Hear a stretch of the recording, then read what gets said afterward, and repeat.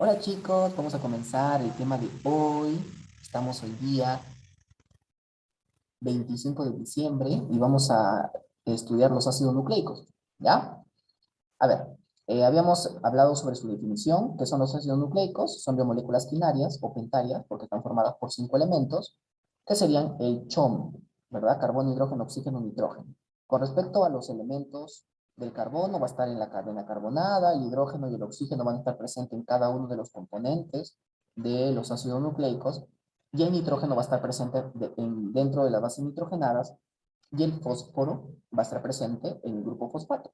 Además, el fósforo constituye el 10%, ¿ya? De la estructura de un ácido nucleico. En realidad ese 10% tú lo ves poco, pero en realidad es un gran porcentaje, chicos, ¿ah? De hecho, gracias a ese fosfato es que el ácido nucleico recibe el carácter de ácido y recibe la carga negativa, ¿ok? Bueno, también podemos definirlo como un biopolímero. Si es un biopolímero, quiere decir que tiene monómeros. ¿Y cuáles son los monómeros? Los nucleótidos. Ahora, analicemos cuáles son los nucleótidos, ¿vale? Bueno, primero, ese va a ser el nucleótido de los ácidos nucleicos. Entonces, escuchen, ¿ya? Antes, porque la primera parte, si te das cuenta, la práctica tiene 3 partes. La primera parte es pulpina, la segunda es de buen nivel y la tercera ya es dogma, ¿ya? Entonces, la primera parte de la práctica la tienes que marcar toda. Y para que la marques toda, tienes que prestarme atención ahora, a las diapos. Ya luego hacemos la pizarra acrílica y ahí vemos los demás componentes. Pero por ahora presta atención a las diapositivas de lo que te voy a explicar. Muy bien, entonces, desde ahora en adelante ese gráfico va a ser un nucleótido. Y un nucleótido es el monómero, ¿ya? Nucleótido con T, ¿ya? Entonces, ¿cuál es el monómero de los ácidos nucleicos? El nucleótido, muchachos. El nucleótido. Ahora, el nucleótido, perdón, se puede unir con varios nucleótidos. Mira. Estás viendo cómo se une con varios nucleótidos, pero estás viendo que se está uniendo mediante un enlace, ¿no? Que está acá de un turquesa. ¿Cómo se llama ese enlace? Ese enlace es el enlace característico de los ácidos nucleicos. A estas alturas tú ya debes saber ese nombre. ¿Cuál es el enlace característico de los ácidos nucleicos? ¿Cómo se dice? Vamos, díganme, participen, no se duerman. Yo me voy a dormir, ¿no? ¿Enlace peptídico? No, el peptídico sería de proteínas. El fosfodiéster, correcto. Ese enlace es el fosfodiéster. Entonces, los nucleótidos van a estar unidos entre sí para formar una cadena de polinucleótidos. ¿Cuál es el monómero? Un nucleótido. ¿Y qué pasa si se unen 2 nucleótidos?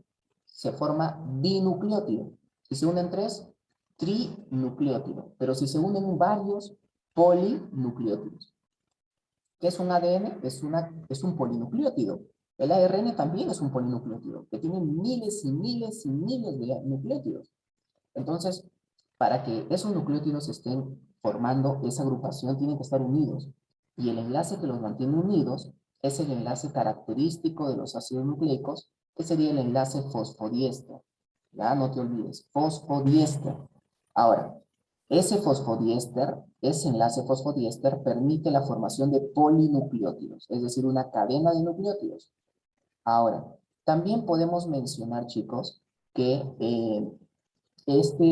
los ácidos nucleicos son biopolímeros que contienen la información codificada para el funcionamiento de los seres vivos. ¿Qué quiere decir esto, Eduard? Que los ácidos nucleicos van a tener la información, ¿ya?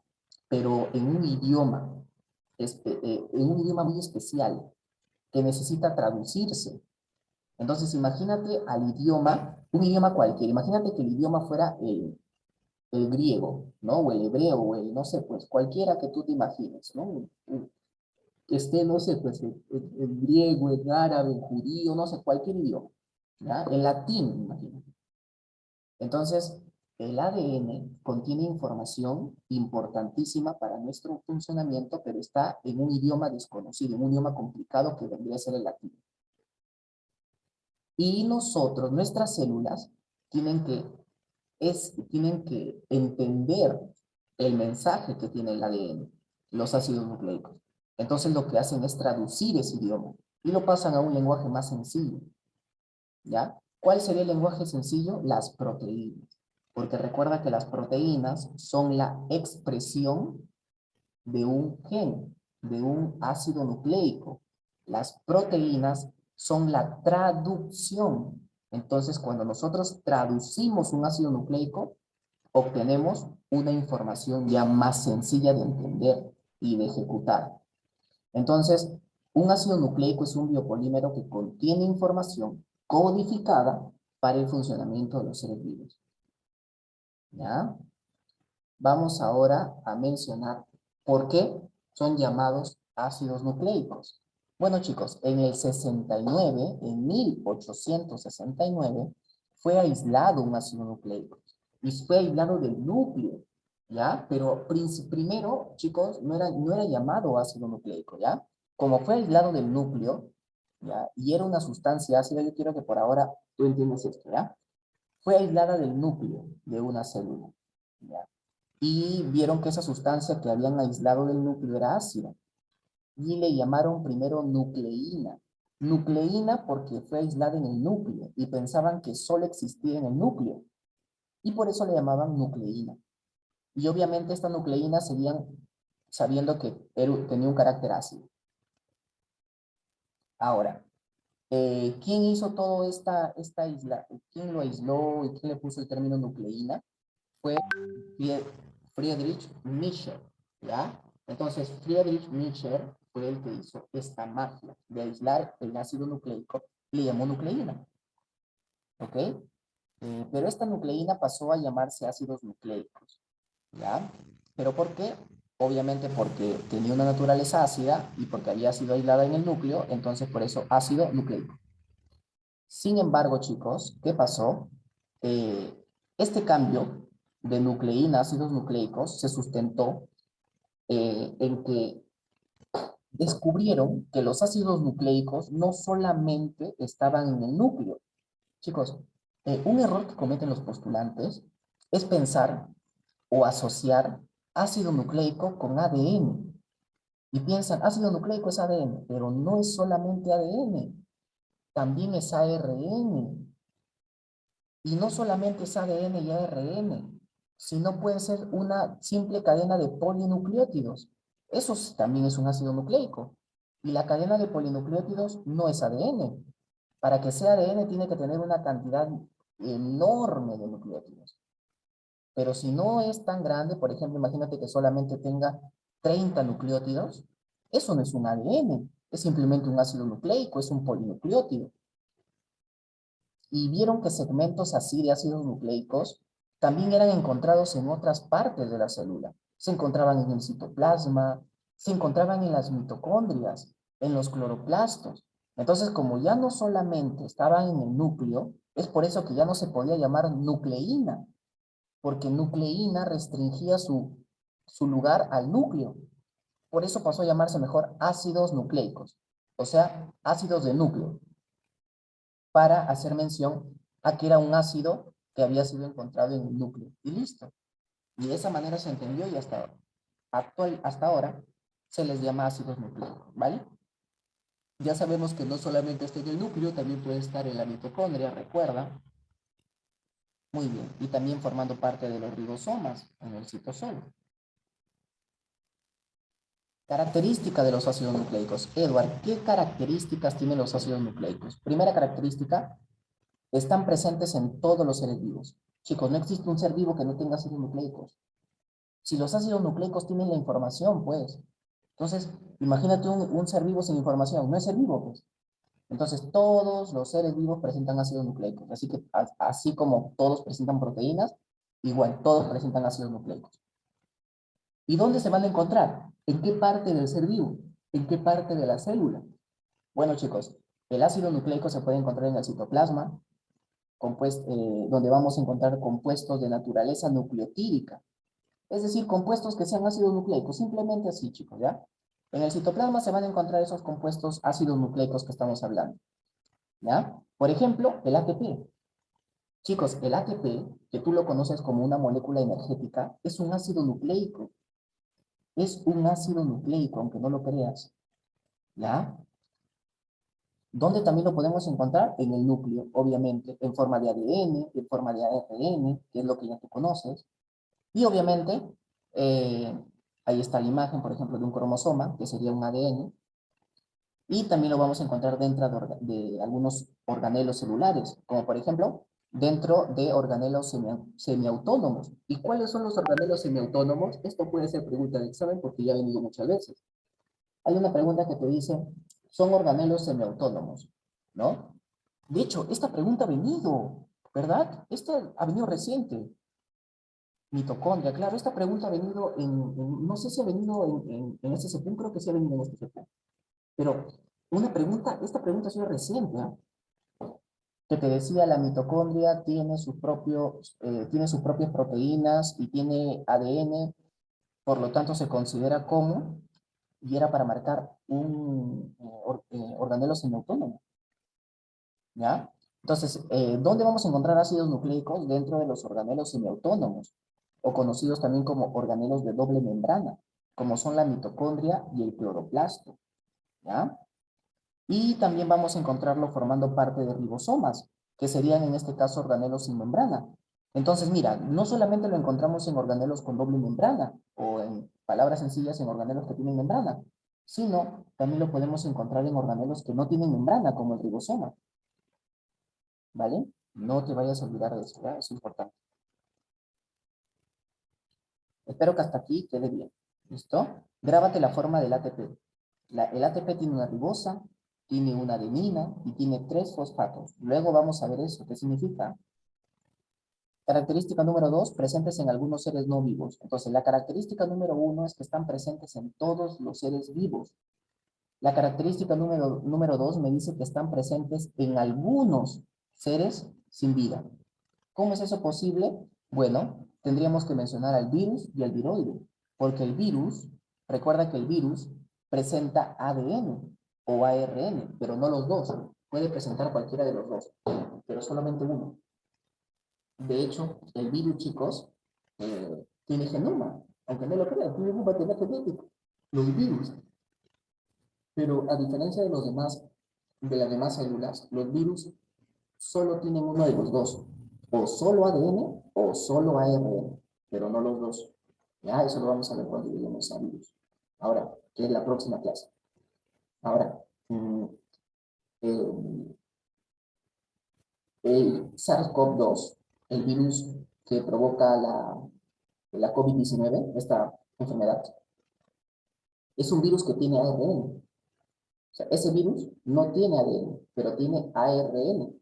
Es un virus con ARN, ¿ya? Y también lo podemos encontrar en viroide. El viroide no tiene vida. El virus no tiene vida. Si no tiene vida, nunca lo podemos matar. Pues, ¿cómo puedes matar o cómo puede morir algo que nunca tuvo vida? No puede ser eso. Por eso el virus nunca muere. Y el viroide tampoco, porque no son vida. El viroide es un ARN circular, chicos. El viroide es ARN circular, sino que tiene capacidad de infectar. Pero el viroide ataca a plantas, ¿ya? No a humanos, no librando. Pregunta número 3, o característica número 3. Presenta un elevado peso molecular. Eso es importante, ¿eh? Porque como te dije, el ADN y el ARN está formada por miles de nucleótidos. Hasta podríamos decir que el ADN está formado por millones, ¿eh? Millones de nucleótidos. El ARN sí está formado por cientos o miles, dependiendo, ¿ya? Como también por algunos. Por ejemplo, el ARN de transferencia tiene 81 nucleótidos nada más. Pero los ARN grandotes sí pueden llegar a tener cientos. Pero el ADN sí tiene millones. Entonces puede tener miles de nucleótidos, chicos, ¿ya? Por eso tiene un elevado peso molecular. Característica número 4 nos menciona que podemos encontrarlo como. Lo podemos encontrar de 3 maneras o de 4. Primero, como cofactores enzimáticos. Lo podemos encontrar el FAT y el NAT. Edward, tú me has dicho que el FAT y el NAT provienen de vitaminas. El NAT de la niacina y el FAT de la riboflavina. Correcto, eso es correcto, chicos. Proviene de la vitamina B3 y la vitamina B2. Entonces, Eduardo, ¿por qué me dices que ahora son ácidos nucleicos, porque también lo son. ¿Te acuerdas que una característica de las vitaminas eran que presentan una estructura molecular variable o grupos funcionales variables? Ya pues, una vitamina puede tener una naturaleza nucleica, una naturaleza aminoacídica, o sea, derivado de un aminoácido, y así podemos seguir. Entonces, como las vitaminas pueden tener diferente naturaleza, esa era su definición y característica fundamental que nos permite diferenciarla de las demás moléculas. Entonces, acá podemos mencionarla, porque esas vitaminas que producen NAD y FAT, estos NAD y FAT son ácidos nucleicos. De hecho, el NADH2 se llama nicotinamida adenin dinucleótido. Si te estoy diciendo dinucleótido, significa que son dos nucleótidos. ¿Y quiénes son los nucleótidos? No son los monómeros de los ácidos nucleicos. Entonces, ahí está pues el ejemplo. Ahí está la respuesta. FAT significa flavin adenin dinucleótido, lo mismo, dos nucleótidos. ¿Y qué significa adenin? Adenin en el NAD y en el FAT, la A de adenin viene de adenosina, que básicamente es un derivado de la adenina. La adenina es una base nitrogenada que forma parte del nucleótido. Entonces, estos cofactores enzimáticos NAD y FAT, que si bien es cierto, derivan de una vitamina, su naturaleza, chicos, su naturaleza es nucleotídica. ¿Ya? Su naturaleza es nucleotídica. Ojo. Luego tenemos material genético. Cuando hablamos de material genético, vamos a observar que el ADN, los ácidos nucleicos, lo podemos encontrar en forma de ADN o en forma de ARN, que sería un material genético también. Entonces, mira cómo lo podemos encontrar también. Lo podemos encontrar como moléculas energéticas. Y bueno, acá, ¿qué ejemplo tendríamos? El ATP. Molécula energética, el ATP. Te acababa de demostrar en la diapositiva anterior que el ATP también es un ácido nucleico, es un nucleótido. Y tendríamos al ATP y al GTP, ¿ya? Y por último son mensajeros químicos también. Lo podemos encontrar como mensajeros químicos. Y ahí tendríamos al AMP, mientras que ATP es adenosin trifosfato, el AMP es adenosin monofosfato. Y el adenosin monofosfato es un mensajero químico, pero no lo encontramos solo como adenosin monofosfato, sino ciclado. Entonces sería AMP cíclico, adenosin monofosfato cíclico. ¿Ya? Entonces lo podemos encontrar como cofactores de enzimas, como material genético, como moléculas energéticas o como mensajeros químicos. Pregunta número 5, no son esenciales. ¿Qué quiere decir que no sean esenciales, chicos? Que no son biosintetizados en nuestro organismo a partir de rutas metabólicas. Quiere decir que, escuchan, ¿ya? Son. ¿Qué quiere decir que no sean esenciales? Que los podemos formar nosotros. Es decir, no es necesario que comamos algo que contenga ácidos nucleicos. No. De hecho, nunca se ha escuchado eso, ¿no? O alguna vez has escuchado que digan, come esto porque tiene una elevada cantidad de ácidos nucleicos. No, sí. A ti te dicen, come esto que tiene una elevada cantidad de carbohidratos, tiene una gran cantidad de calorías, tiene una gran cantidad de proteínas. Eso te dicen, de vitaminas. Pero no has escuchado nunca que te digan, come esto, tiene una gran cantidad de ácidos nucleicos que te puede ayudar. No, sí o no. Y es porque no necesita ser comido, porque tú lo sintetizas. Ahora, si eres capo, y ahorita recuerdo lo que ya hemos hecho, recordarás, chicos, que hay una vitamina, bueno, en realidad son dos, que es dos vitaminas que se encargan de la síntesis de ácidos nucleicos. ¿Te acuerdas cuáles vitaminas eran las que sintetizaron ácidos nucleicos? ¿Cuáles eran? ¿Cuáles eran las que sintetizaban ácidos nucleicos?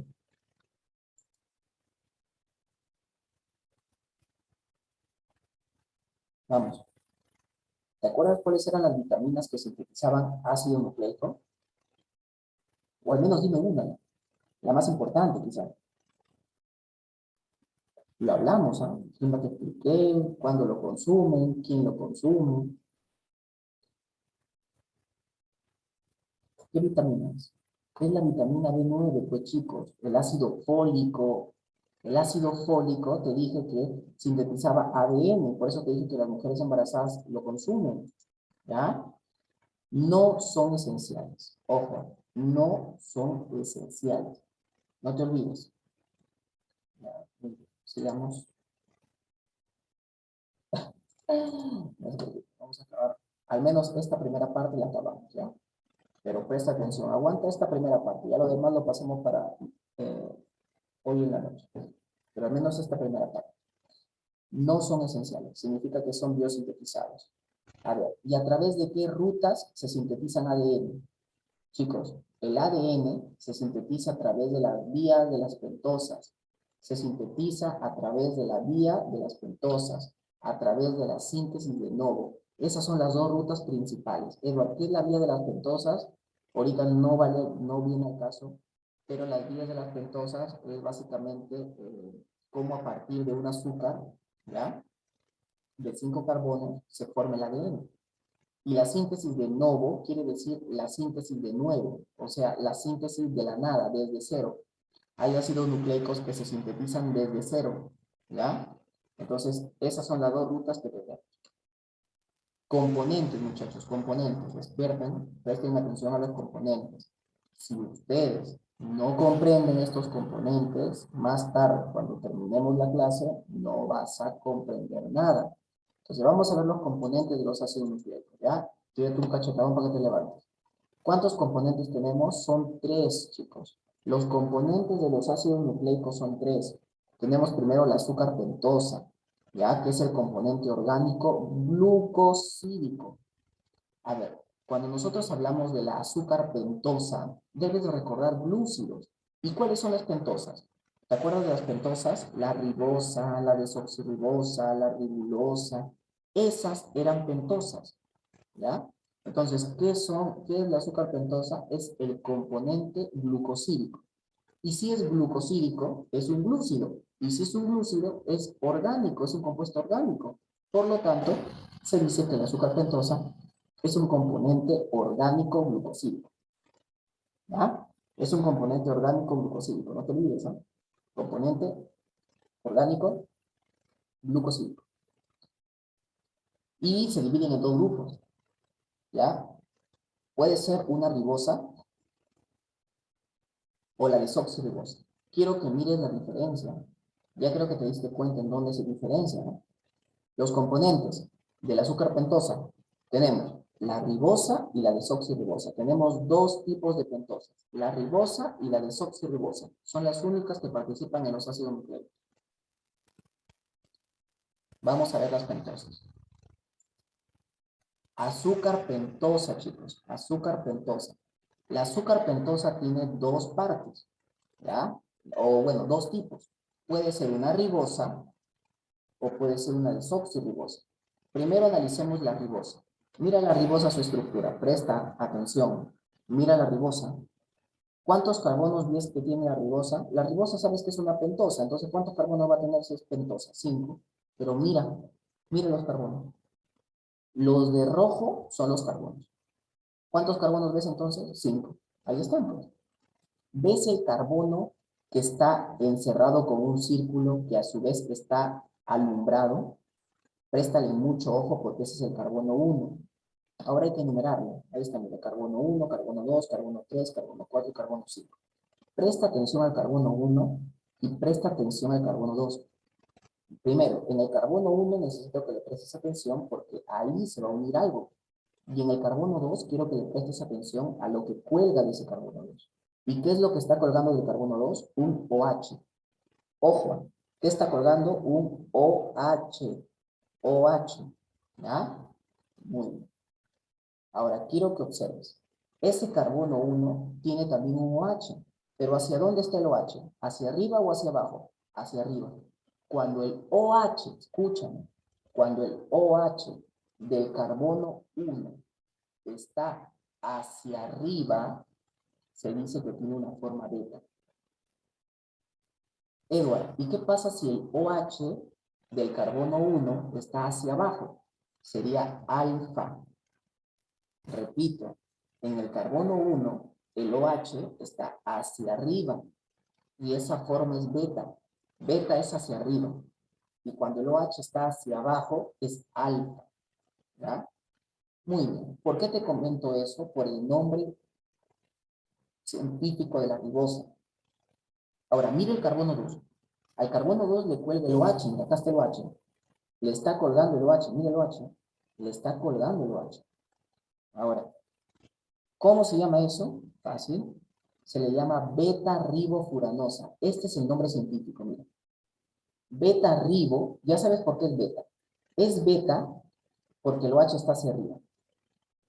En el carbono 1, por eso lo pinté. Ribo, porque es la ribosa. Y furanosa, porque todo lo que tenga forma de un ciclo de cinco bordes, o sea, de un pentágono, todo lo que tenga un ciclo de un pentágono con un oxígeno, un pentágono, se llama furano. Furano. Entonces sería beta ribofuranosa. Es una ribosa que está ciclada, por eso es una furanosa, y que tiene estructura beta porque el OH de carbono 1 está hacia arriba. La beta-ribofuranosa, la ribosa o la beta-ribofuranosa va a estar formando parte del ARN. De hecho, por eso se llama ARN. R de ribosa es ácido ribonucleico, de ribosa. Ácido ribonucleico, ribo de ribosa. Ya por eso la ribosa está presente en el ARN. La fórmula global sería C5H10 o 5, recuerden. Ahora, mira la desoxirribosa, ¿ya? Mira la desoxirribosa. Listo. Ahora, quiero que observe la desoxirribosa. ¿Ves la estructura de la desoxirribosa? Bacán.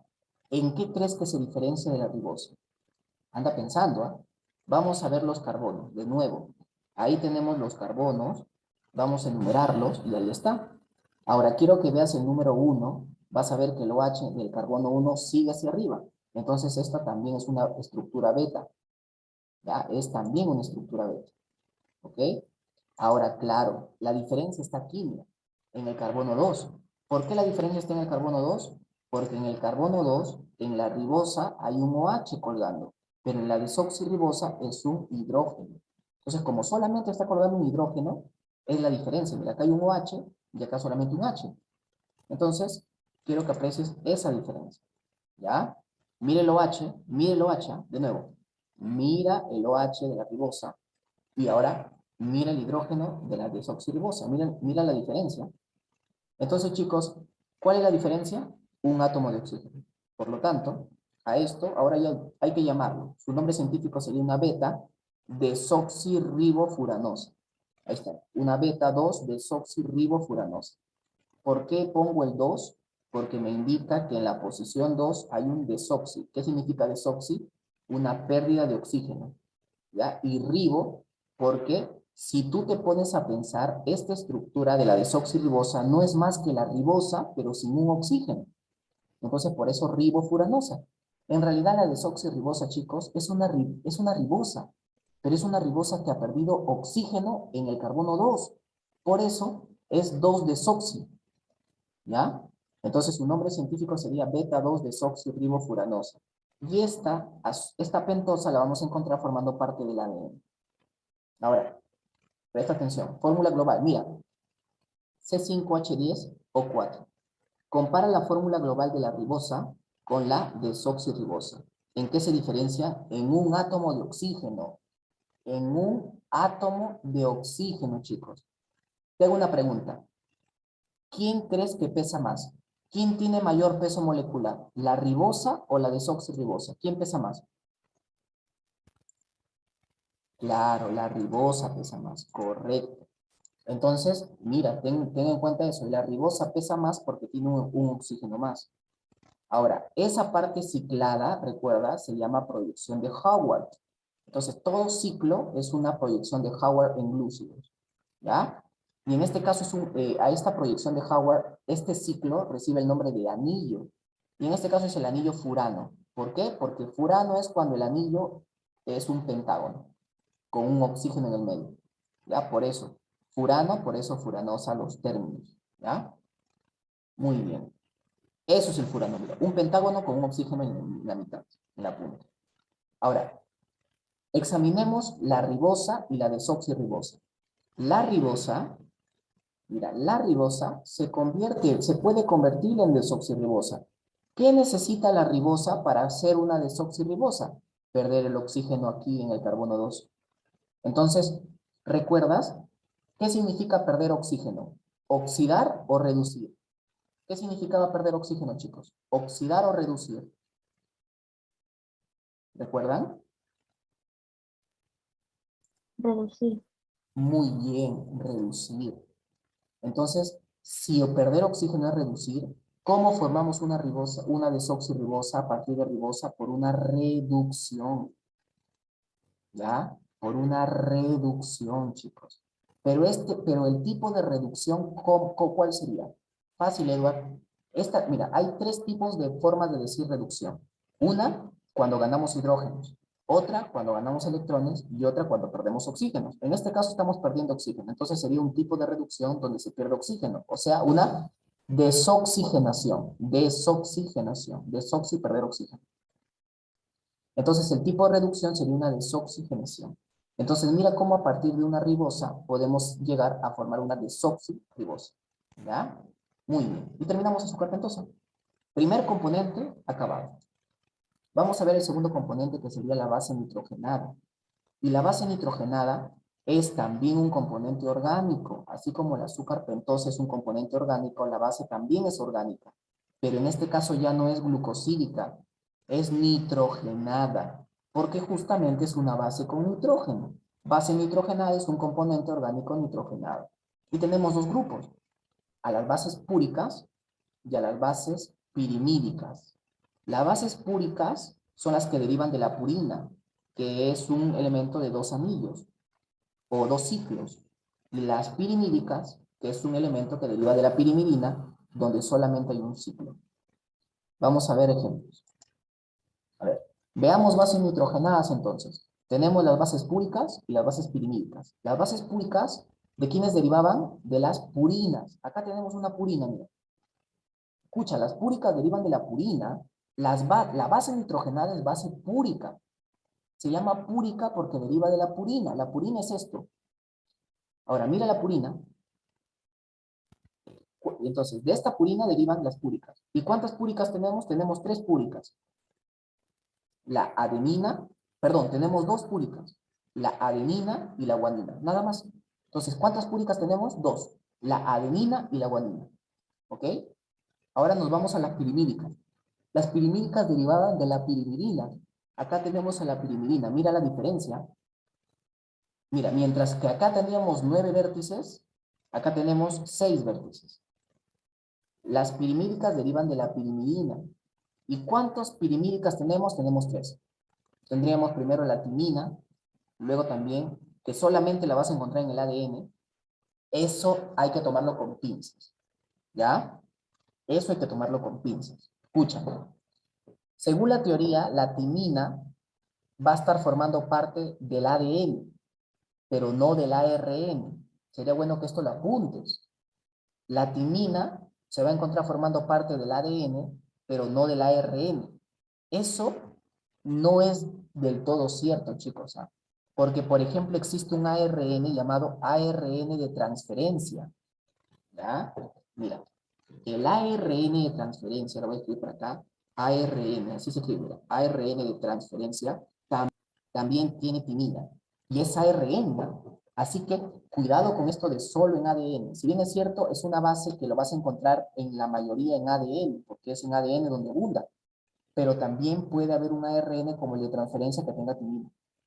Segunda, el uracilo. Y ese uracilo sí está solo en el ARN. De hecho, el uracilo forma parte exclusiva del ARN. ¿Ya? El uracilo, digamos que es el sustituto de la timina en el ADN. Mientras que la timina es en ADN, el uracilo es en ARN. ¿Ya? Y por último, la citosina que está en ambos. La citosina sí está en el ARN y en el ADN. Entonces ahí tenemos, mira, las bases nitrogenadas. Ahora, quiero que prestes mucha atención con lo que voy a hacer. En las bases púricas te vas a concentrar en ese nitrógeno. ¿En qué nitrógeno? En el nitrógeno 9. Ojo, esa posición 9 es importante. ¿Sabes por qué? Porque se va a unir con la pentosa, con su carbono 1. Regresemos a las pentosas. Acá están bien. ¿Recuerdas que en el azúcar pentosa te señalé el 1 y te dije el 1 y el 2 son importantes? El 2 porque lo que cuelga varía y el 1 porque ahí se va a unir con algo, te dije, ¿no? Ahí se va a unir con algo. Y luego te expliqué obviamente que en ese carbono 1 si el OH está para arriba es beta, si el OH está para abajo es alfa. Pero te dije, ahí en el carbono 1 se va a unir algo. ¿Sabes qué es lo que se va a unir en el carbono 1 del azúcar, de la pentosa? Las bases. En el caso, por ejemplo, de la púrica, ya de las bases púricas, cuando nosotros juntemos una base púrica con una pentosa, la base púrica, que puede ser adenina o guanina, se va a unir con esa pentosa llamada ribosa, se va a unir con la ribosa en el carbono 9. Bueno, en la posición 9, en su nitrógeno 9. ¿Ya? Entonces, el nitrógeno 9 de la púrica, ¿con quién se va a unir? Con el carbono 1. Recuerda tú esto. Toda base nitrogenada se une a la pentosa en su carbono 1. Entonces, todas las bases se van a unir a la pentosa en el carbono 1 de la pentosa. ¿Ya? Ahora, el carbono 1 de la pentosa, ¿ya? Sí recibe a la base nitrogenada mediante una unión, que esa unión depende mucho de la posición de la base nitrogenada. ¿Cómo así, Eva? Primero quiero que te grabes que toda base nitrogenada se une al carbono 1 de la pentosa. Ahora, la púrica se tiene que unir al carbono 1, pero ¿desde qué punto se une al carbono 1 de la pentosa? Desde el punto 9. Desde la ubicación 9 es que se une a la pentosa. Desde esa posición 9 se une al carbono 1 de la pentosa. Entonces, como vamos desde la posición 9 a la posición 1 de la pentosa, se menciona que el enlace es 1'9. ¿Qué quiere decir que sea 1'9? Que el enlace va del carbono 1 de la pentosa, del carbono 1 de la pentosa, es decir, del carbono 1 de la ribosa, de la desoxirribosa, del carbono 1 de esa pentosa, se forma el enlace que une a la base nitrogenada. ¿Y hacia qué lado de la base nitrogenada llega? Si es una base púrica, llega a la posición 9, que es donde vamos a encontrar este nitrógeno. Entonces, ¿cuál es el enlace entre una pentosa y una base nitrogenada púrica? El enlace es 1,9. Posición 1 de la pentosa, posición 9 de la base púrica. ¿Ya? En las pirimídicas pasa algo similar. Recuerda que las bases nitrogenadas se tienen que unir al carbono 1 de la pentosa. Ahora la pregunta sería, mediante qué lado de la pirimídica se une al carbono 1? Pues aquí va a pesar la posición 1, chicos. O sea, el nitrógeno en la posición 1 es el que se une al carbono 1 de la pentosa. Entonces, esa es la posición importante.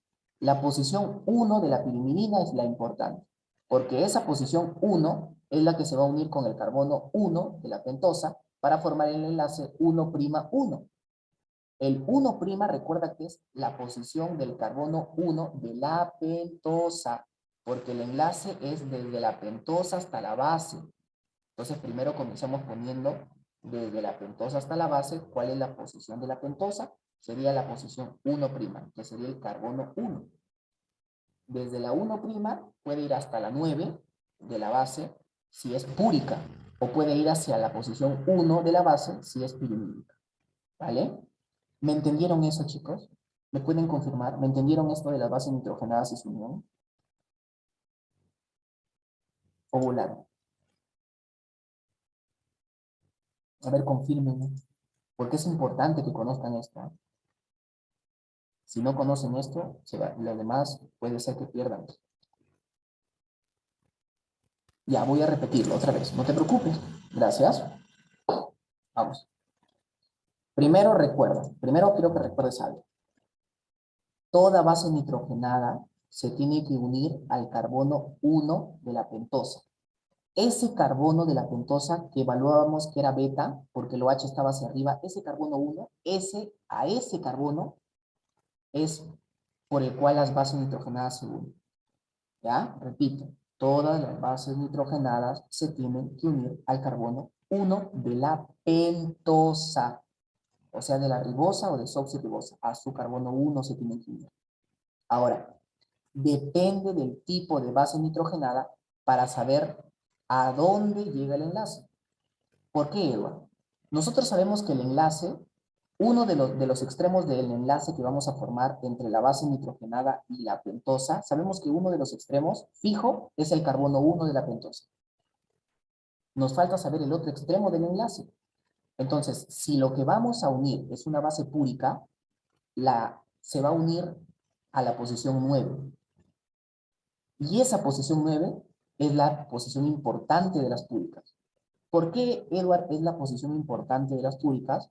Porque esa posición 9 es la que se une con el carbono 1 de la pentosa. El enlace va desde pentosa hasta la base nitrogenada. Por eso es que lo señalamos de esa manera. 1'9. ¿Esto qué quiere decirnos? 1'9. Quiere decirnos que hay un enlace desde una pentosa hacia una base nitrogenada.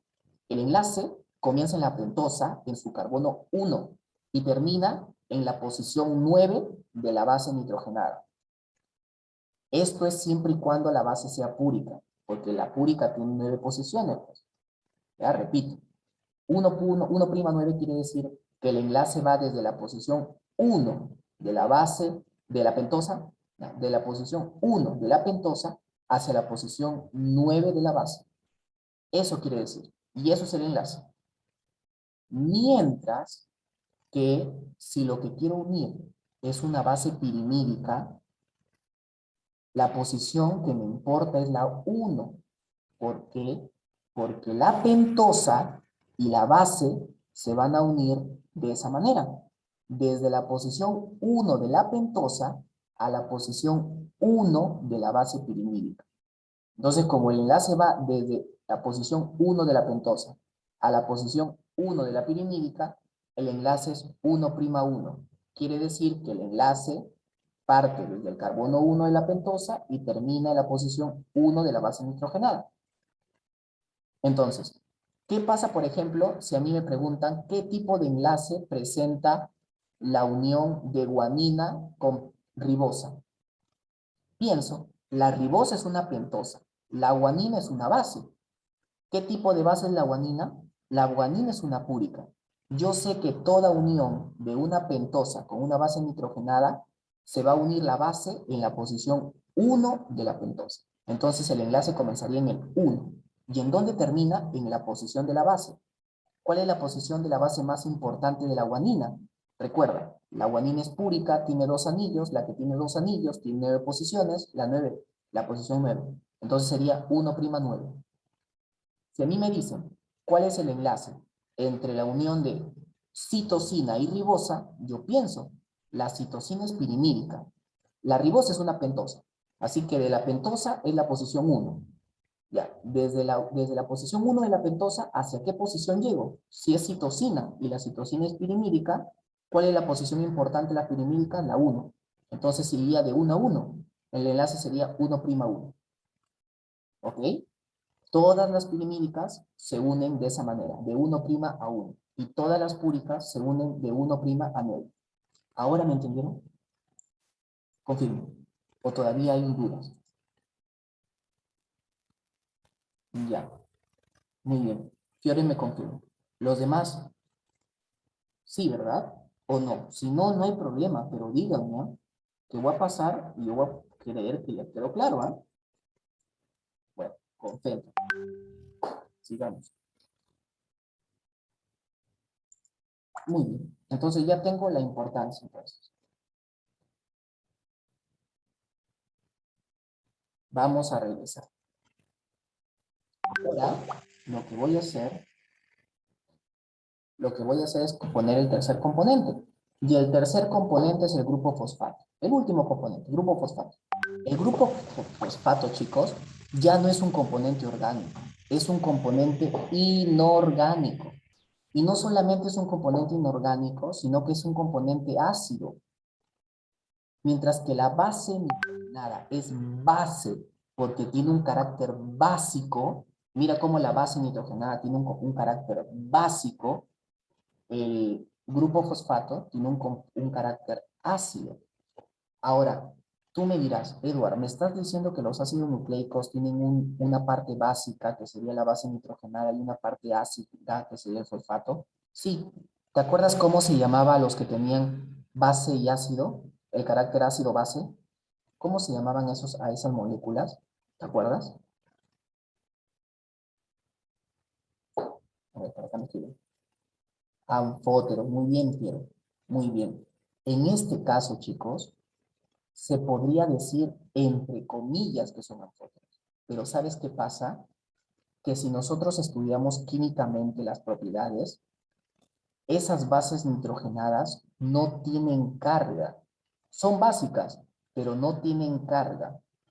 Y el grupo fosfato es ácido.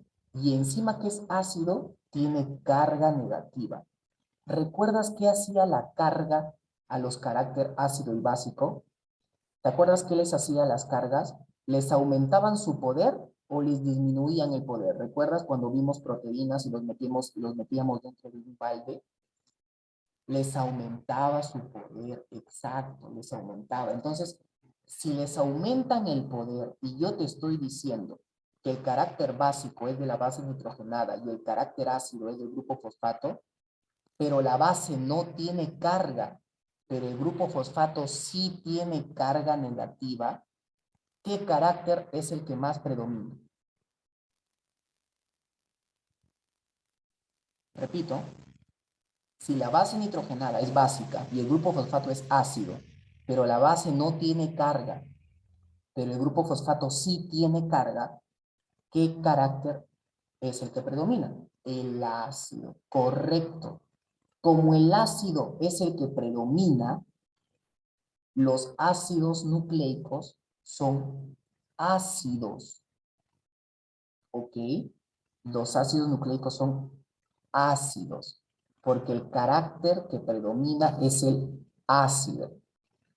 Por eso no sería correcto decir que los ácidos nucleicos son anfóteros, porque si nosotros decimos que los ácidos nucleicos son anfóteros, entonces estarían mal nombrados como ácidos nucleicos. Pero ya te expliqué por qué son ácidos, a pesar de que tiene las bases nitrogenadas que sí tienen un componente básico, ¿ya? La carga es la que aumenta el poder ácido. Sigamos, chicos. El grupo fosfato tiene el componente inorgánico ácido. Ya. El grupo fosfato, chicos, deriva del ácido fosfórico. Es lo que quiero que sepas.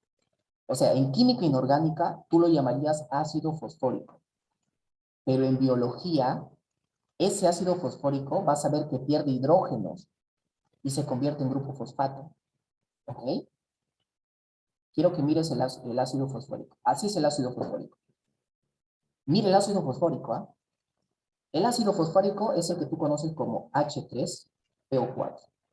Y el fosfato es menos. Te hago una consulta. Según lo que te acabo de escribir, ¿qué diferencia el grupo fosfato del ácido fosfórico? Porque en esencia son lo mismo, ¿ah? O sea, tienen las mismas propiedades, son ácidos los dos. Pero, ¿qué es lo que los diferencia así en su estructura?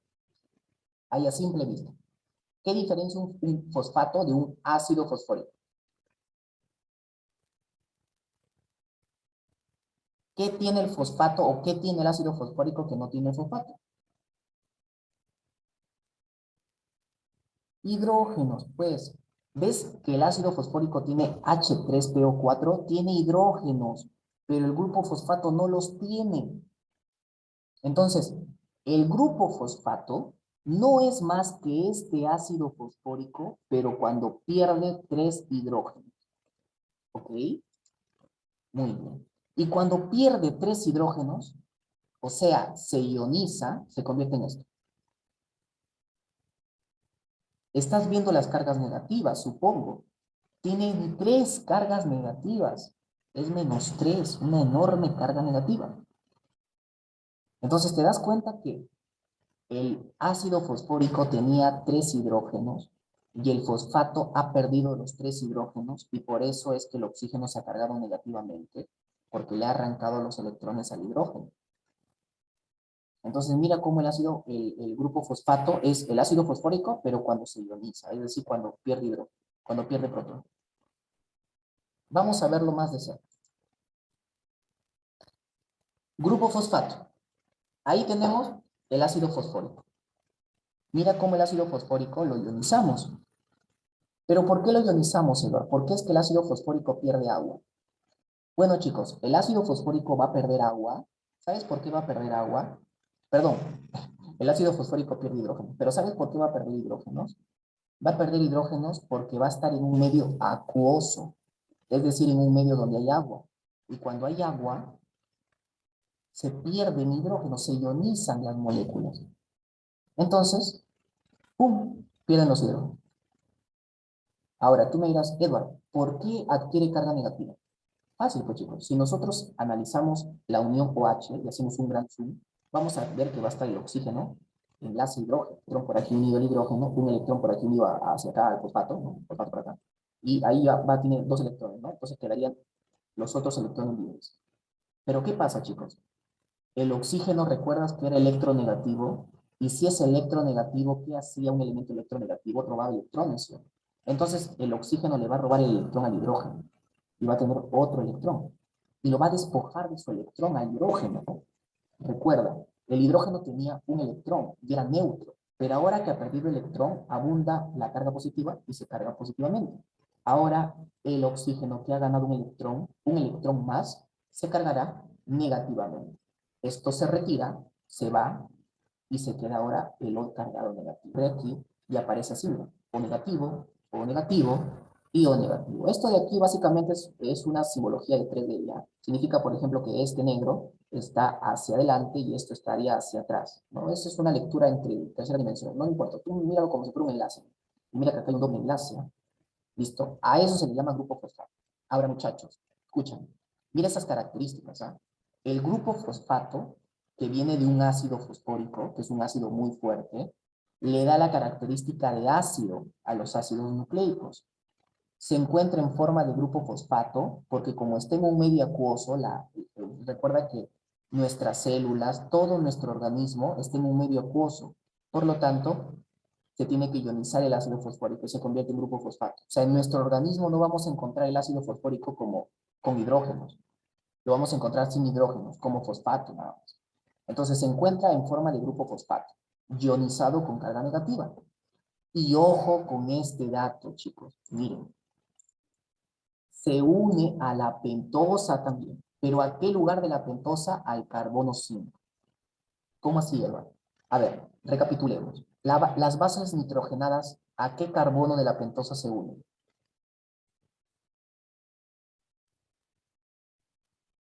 Las bases nitrogenadas, ¿a qué carbono de las pentosas se unen? Al carbono 1, correcto. Se une al carbono 1. Entonces, ya sabemos, ya hemos aprendido eso, que las bases nitrogenadas se unen al carbono 1 de la pentosa.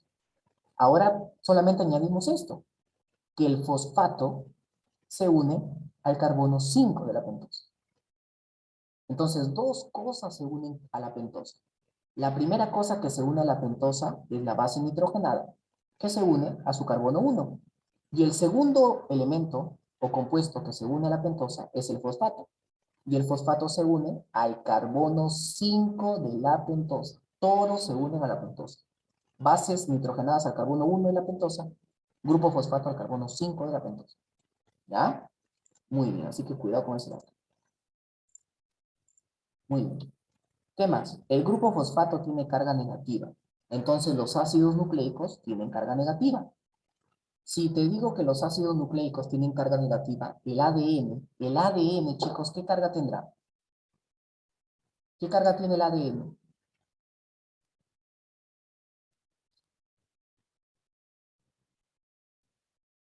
Positiva. No. El ADN es un ácido nucleico, recuerda. Ah, negativo. Claro, pues. Si los ácidos nucleicos tienen carga negativa, que es brindada por el fosfato, y el ADN es un ácido nucleico, entonces el ADN tiene carga negativa. Entonces el ADN tiene carga negativa. ¿Ya? El ARN también carga negativa. Todos los ácidos nucleicos tienen carga negativa. ¿Quién les brinda la carga negativa? Los fosfatos. Pregunta. Yo creo que esto también lo deben saber, ¿eh? ¿A qué se le llamaba cromatina? ¿Recuerdan? ¿A qué se le llamaba? A ver, ¿quién me dice? ¿Qué era la cromatina?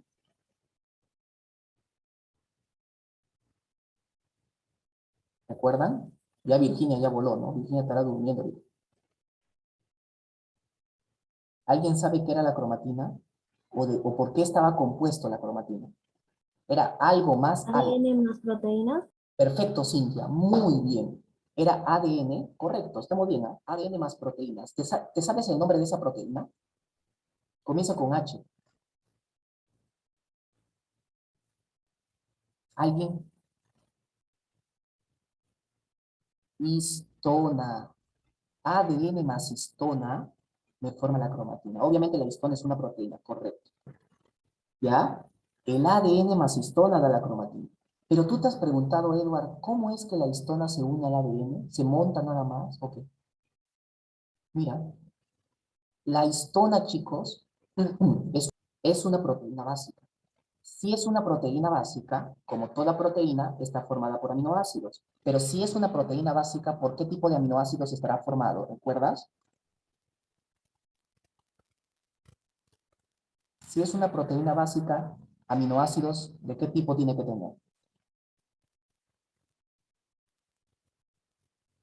Recuerda la clasificación de aminoácidos. Si es una proteína básica, los aminoácidos tienen que ser... ¿Qué cosa? A ver, por acá. Básicos, correcto, Piero. Entonces, si es una proteína básica, los aminoácidos tienen que ser básicos. Es una mnemotecnia para los aminoácidos básicos. ¿Cómo era la mnemotecnia? ¿Recuerdan? La historia de Argentina, correcto, Piero. ¿Y qué significaba? La LD, la HD, ¿y la A de qué? La HD, histidina, correcto. Y la A de arginina. Muy bien. Perfecto, ¿ah? Muy bien. Ahora, ¿te acuerdas de los tres cuál era el que yo te puse y te dije que era el más básico de todos? ¿Cuál era el más básico de todos? La arginina. La arginina. Ya, muy bien, la arginina. La arginina es la más básica de todas. Recuerda, también se le llamaba aminoácidos con...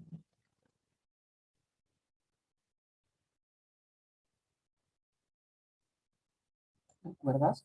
Mira, los aminoácidos básicos y los aminoácidos ácidos tenían otros nombres. Los aminoácidos básicos se llamaban aminoácidos con carga positiva. Muy bien, Piero, ya con eso salió todo.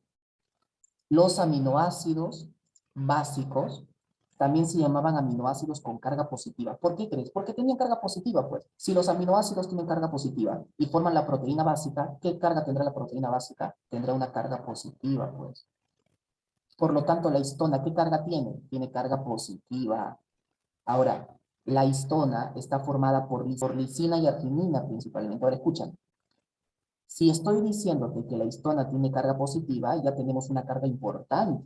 Ahora, ¿qué carga tenía el ADN? ¿Qué carga tiene el ADN por ser ácido nucleico? Negativa, ¿verdad? Y si yo tengo el ADN que es negativo y una proteína que mando algo que serían cargas opuestas se atraen. Por eso es que el ADN se puede unir a la histona. ¿Por qué se puede unir a la histona? Porque tienen cargas opuestas. Y como tienen cargas opuestas, se atraen. ¿Ok? Entonces ahora ya sabes el fundamento, ¿no? El fundamento es de que la cromatina está formada por ADN más histonas, ¿ya? Donde se unen porque tienen cargas diferentes. Ya lo sabes, ¿eh? Ahora vamos a verlo aquí. Mira. Carga negativa. Como tiene carga negativa, permite que se forme un enlace iónico positivo-negativo con una molécula básica con carga positiva. O sea, permite que la carga negativa se una con una carga positiva.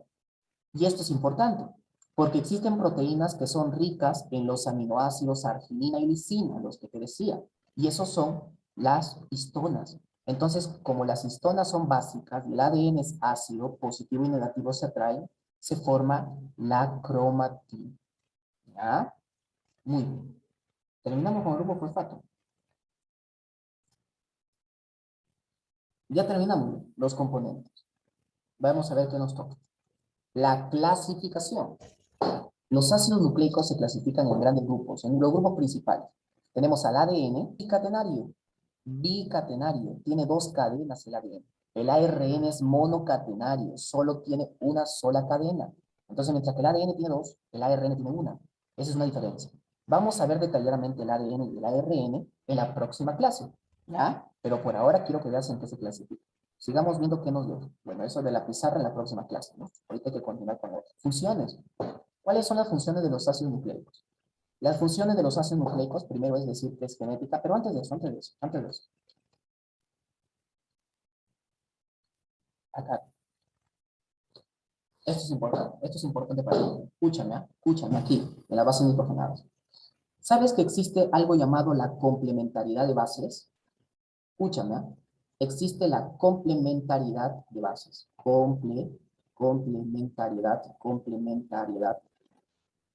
Complementariedad de bases. Hablamos que con su complementario. ¿Sabes cuáles son sus complementarios, chicos? Mira, si yo tengo a la adenina, que es una púrica, y yo tengo a la guanina. Si yo tengo a la adenina, que es esta púrica de acá, la adenina se une con un complementario. ¿Y cuál es su complementario de la adenina? La timina. Si yo tengo la guanina y la guanina se une con su complementaria, ¿cuál es su complementaria de la guanina? La citosina. ¿Te das cuenta que su complementaria no es más que la pirimídica? O sea, ¿cuál es la complementaria de una púrica? Una pirimídica. Esa es una regla. Complementariedad de bases más o menos me dice lo siguiente. La complementariedad de bases me dice lo siguiente, que una base entra con una base pirimídica. ¿Ya? Ahora, mira la adenina. ¿Quién es su complementaria? La pirimídica timina. Mira la guanina. ¿Quién es su complementaria? La pirimídica citosina. Estos dos muchachos se unen por hidrógenos, por puentes de hidrógeno. No te olvides, se unen por enlaces puente de hidrógeno. La adenina y la timina se unen por dos. No se ve el verbo. F. Vamos a borrar. La adenina y la timina se unen por dos, chicos. Dos. La guanina y citosina se unen por tres. Ojo con ese dato que te estoy brindando, ¿ah? Entonces tenemos por aquí un dato. La adenina y la timina se unen con dos. Y la guanina y la citosina se llama enlace, no te olvides, enlace puente de hidrógeno. Ahí está. 2 y 3. Enlace puente de hidrógeno. ¿Correcto? Ya. A ver, chicos. Estos de aquí ocurren en el ADN, por ejemplo. La complementariedad de bases del ADN. Pero, ¿qué pasaría si tenemos el ARN? Esto se mantiene, pero esto varía. ¿Por qué? Porque en el ARN hay uracilo en vez de timina, salvo en el de transferencia. Yo lo sé, pero en los demás, en la mayoría de ARN, no hay timina. En su lugar hay uracilo. Entonces tendríamos la otra complementariedad.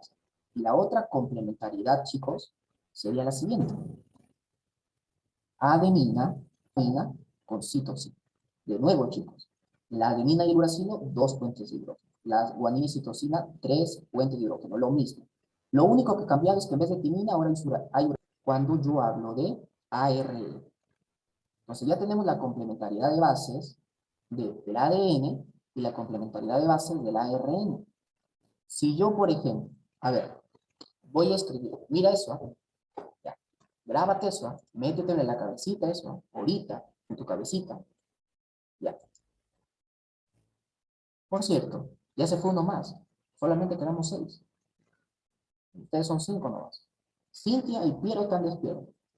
Etelín, ¿estás despierta? Brisa, ¿estás despierta? Porque Virginia sí ya está en su tercer sueño, o sea, yo no tengo dudas de eso. Virginia se levanta ya cuando el Zoom está solita en el Zoom. ¿Están despiertas las demás? Brisa, Etelín, o ya están durmiendo, acurrucadas, están durmiendo. ¿Sabes qué me da ganas? De llamarlas. Cuando tengo su número, me da ganas de llamarlas llamarlas y despertarlas, ¿no? Y decirle, chicas, ya acabó, salgan de su. ¿Ya? Pero no lo voy a hacer. Quizás en la última clase lo haga. A ver, chicos, espero que esto de complementariedad de bases esté quedando claro. Voy a hacer la pregunta. Si yo, voy a borrar.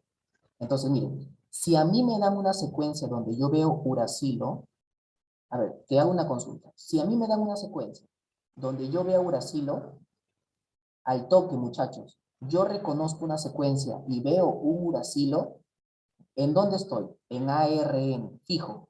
ARN, correcto. Si yo veo una secuencia donde veo timina, ADN, fijo, ¿ya? Solo en el de transferencia ocurre esa normalidad, pero después en todos los demás se cumple lo que te digo. Muy bien. Ahora sí podemos seguir en lo que me había quedado, esto ya lo había visto, la clasificación también, las funciones, ya, pero antes de pasar a funciones te dejo aquí, quiero que me escribas la complementariedad. A ver, escribo. Dime la complementaria de esta secuencia. A esta, adenina, guanina.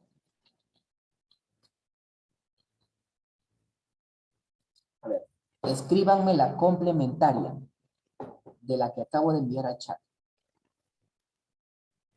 ¿Cuál sería la complementaria?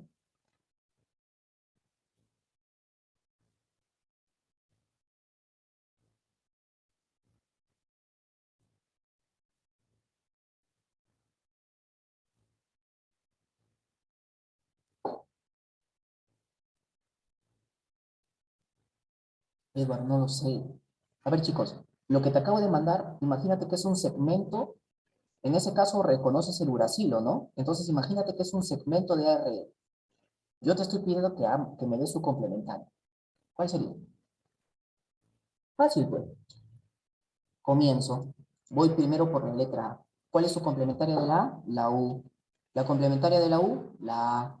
De la G, la C. De la C, la G. De la C, la G. De la C, la G. De la U, la A. De la A, la U. Y de la C, la G. Esa sería su complementaria. Así. Eso tienen que decirme. Nada más. Ahora, dime la complementaria o escríbeme la complementaria de esto.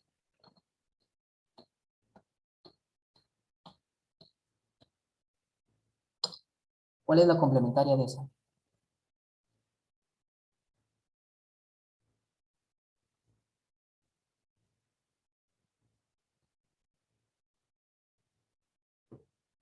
A ver, ¿quién me pone la complementaria?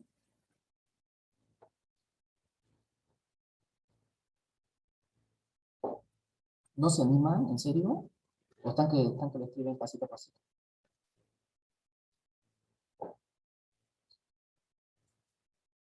Cintia, Piero. No, no, no me pueden decir su complementario. No, vamos a explicar, ¿ya? De repente son tímidos. Si yo tengo A, G, T, C, T, T, A, C, esa es una cadena. Por la T sé que estoy en ADN. Su complementaria sería la cadena que es la equivalente. ¿Cuál es la complementaria de la A? Recuerda, la que habíamos visto. De la A en el ADN es la T. Entonces sería la T. De la G es la C. De la T es la A. De la C es la G. De la T es la A. De la G es la C. De la A es la T. Y de la C es la G. Eso, nada más. Eso nada más tiene que hacer. A ver, Piro me dice, Piro pone ahí. No, la complementaria de la que yo, no, de la que yo escribí, creo que me has puesto, ¿no? O no sé. Pero bueno, a ver, un ejercicio, ¿ya? Esto es importante que lo sepan, ¿ah? Si no, para no van a estar muertos. A ver, Piero, tú sácame la complementaria de esta vez. Y tú, Cintia, sácame la complementaria. Sáquenmela. Me la pueden decir por micrófono o simplemente me lo escriben por chat, como ustedes gusten. Pero me lo escriben para yo ver si está bien. esto es para Piero. A ver, me mandan, la primera sería, a ver, me dicen G, C, T, A, no. A ver, Cintia me dice A, aquí está mal, Cintia. Pero bueno, o sea, yo me he equivocado. Voy a poner la U para que esté correcta aquí. Yo me he equivocado, ¿ya? No te preocupes. No puede haber U y que.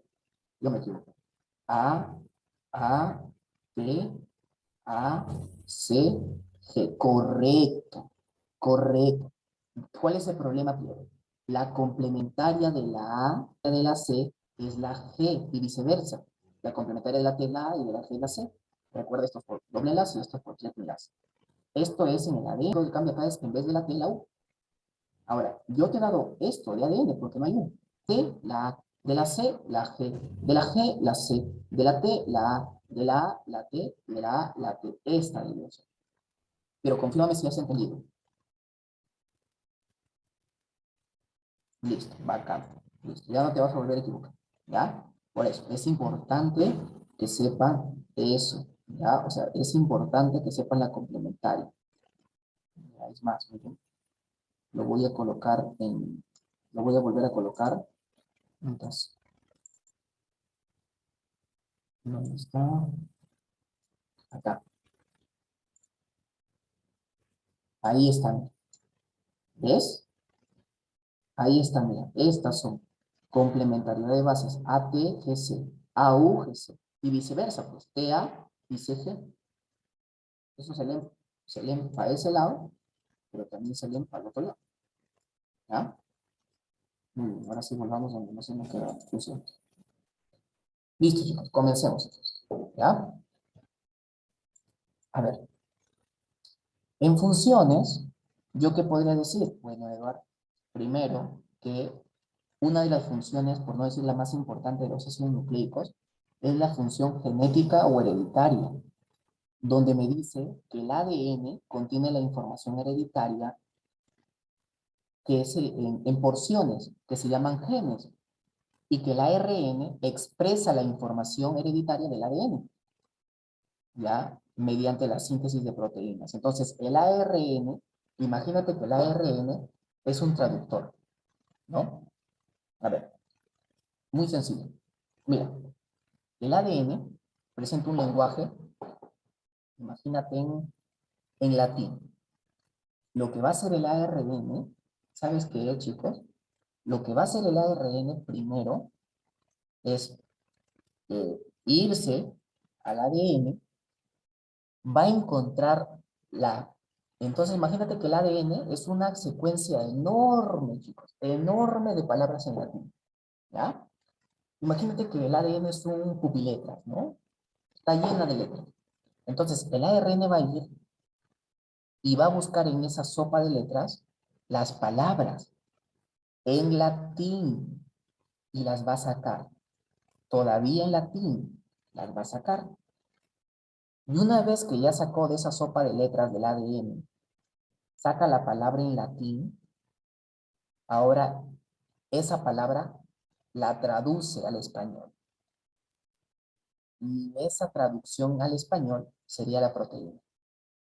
Entonces, el ADN tiene una sopa de letras, todo en letras, en letras latinas, en letras en latín, o en letras griegas, como tú quieras, en letras griegas.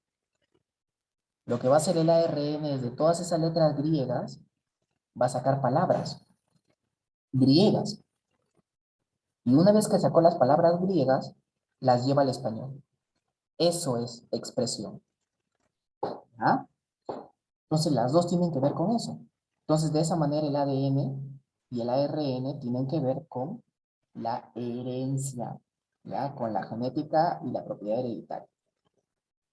Segunda propiedad o segunda función, tiene una función enzimática o de mensajero químico, recordarás. Enzimática, la ribosima, pues. ¿Recuerdas que casi todas las enzimas son proteínas, menos la ribosima, que es un ARN catalítico? Entonces ahí el ARN es ácido nucleico, función enzimática. Y mensajero químico, el AMP cíclico, es un mensajero químico. El AMP cíclico es un mensajero químico, recuerda eso, ¿eh? Es importante para hormonas. Ahí lo tiene. La de la izquierda es la ribosima y la de la derecha, la de tu derecha, es el AMP. Función energética. ¿A quién crees que tenemos acá? Un ácido nucleico con función energética, el ATP, pues. La moneda energética, ahí está, el ATP. Y función estructural, porque forma parte de los cromosomas, pues chicos. Recuerda que los ácidos nucleicos, el ADN, forma el cromosoma. Estructural entonces, pero también al nucleolo, porque puede formar al nucleolo. Porque el nucleolo está compuesto por ADN más ARN. Y encima también estructural porque el ARN forma a los ribosomas.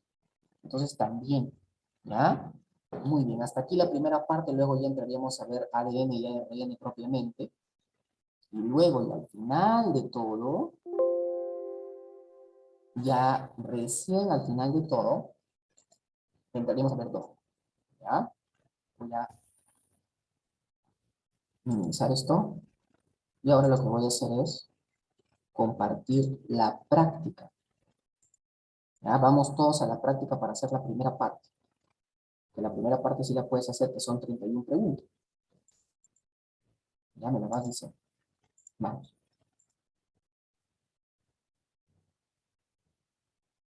Aunque no, ¿ah? Mejor la práctica el día de mañana. El día de hoy, más tarde, ¿ya? Porque hay algunas cositas que por ahí puede ser